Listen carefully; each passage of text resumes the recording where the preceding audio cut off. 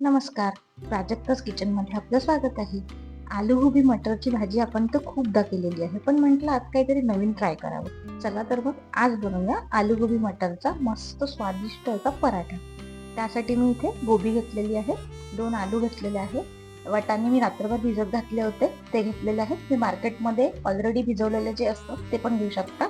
कढीपत्ता, 5 ते 6 लसणाच्या कड्या घेतलेल्या आहे आणि 5 ते 6 हिरव्या मिरच्या घेतलेल्या आहेत.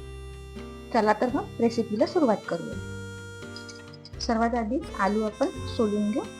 मी दोन्ही आलू सोलून घेतलेले आहे आणि याला आता आपण कट करून घेऊ. आलू कट करून झाले आहे. गोबी कट करू. गोबी कट करून झाले, यामध्ये वाटणे टाकून घेऊ. त्याला पाणी टाकून छान धुवून घेऊ आधी. बघा, मी आलू गोबी आणि वाटाणे छान 2 पाण्याने स्वच्छ धुवून घेतलेले आहे.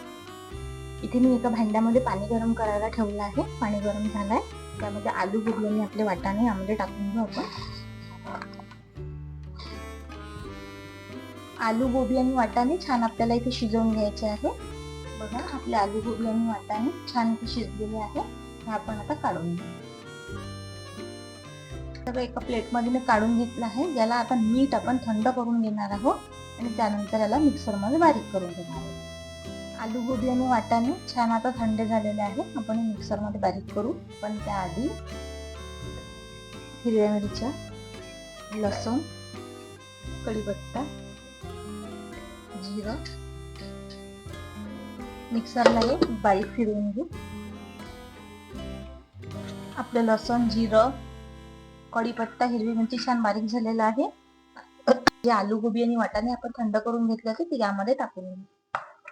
हे सुद्धा मिक्सरला फिरवून घेऊ. एकदम सगळं छान आपण मिक्सरला फिरवून घेतलेलं आहे.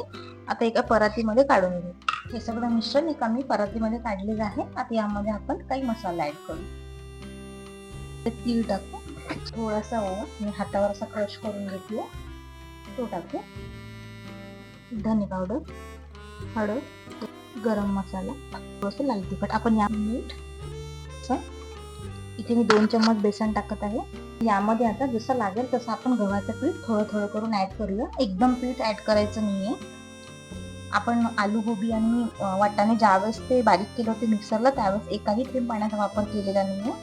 आणि आता हे जे पीठ आहे हे भिजवताना सुद्धा आपल्याला पाण्याचा वापर करायचा नाहीये. यामध्ये जे मॉइश्चर आहे त्यामध्येच आपण हे पीठ भिजवणार आहोत. जसं लागेल तसं आपण गव्हाचं पीठ ऍड करू, एकदम असं टाकायचं नाही. बघा, इथे मी छान असं याचं पराठ्याचं आपलं पीठ भिजवलेलं आहे. तेल लावून घेऊ. छान असं पीठ भिजवून घेतलंय. आता 10 मिनिटाला आपण रेस्ट करू देऊ.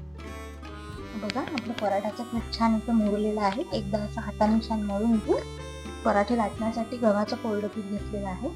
आता आपल्याला छोटा मोठा पातळ किंवा जसा पराठा हवा आहे तसा गोळा घ्यायचा आणि हातावर असा छान याला गोल करून घ्यायचा. याला कोरडं पीठ लावून घेतलंय आणि याला छान होता एकदम जाडसर नाही, एकदम पातळ नाही असं लाटून घेऊ. बघा, मी असं छान एकदम जाड एकदम पातळ असा पराठा लाटला आहे. आणि पराठा भाजण्यासाठी मी इथे तवा गरम करायला ठेवला होता, त्यावर तेल टाकून घेऊ. पराठा टाकून घेऊ. छान अलटी पलटी करून आपण दोन्ही साईडने भाजून घेऊ. बघा, आपला पराठा दोन्ही साईडने छान खरपूस भाजलेला आहे. आता एका प्लेटमध्ये काढून घेऊ. गरम आपण सर्व करून घेऊ. बघा, आपले आलू गोबी आणि मटरचे गरमागरम पराठे इथे तयार आहे. मी दह्यासोबत त्याला सर्व केलेला आहे. दह्यामध्ये धने पावडर, गरम मसाला, तिखट आणि मीठ घातलेला आहे. साईडला मिरची ठेवलेली आहे. तुम्ही कुठल्याही चटणी सोबत किंवा लोणच्या सोबत हे पराठे खाऊ शकता. एकदम भन्नाट असे हे पराठे लागतात. एकदा नक्की करून बघा आणि कसे झाले मला कमेंटमध्ये नक्की सांगा. व्हिडिओ आवडला असेल तर व्हिडिओला लाईक करा आणि चॅनलला सबस्क्राईब करा. भेटूया पुन्हा नव्या रेसिपीमध्ये. धन्यवाद.